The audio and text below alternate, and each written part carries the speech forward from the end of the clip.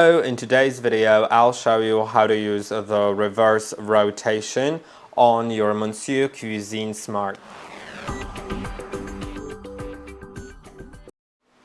To use the reverse rotation, which means the blades will spin in a way that the dual part of the blade goes forward so it doesn't cut.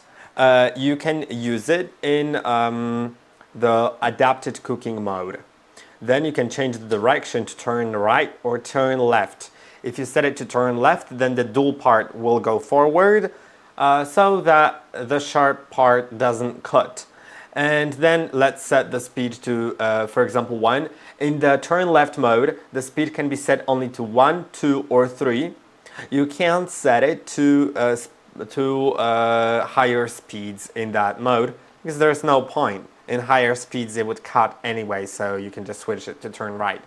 Yeah, let's do turn left, then let's start and click on start. And now it'll start doing it. Now I hope that this video was helpful. Don't forget to like and subscribe, and I'll see you in the next one.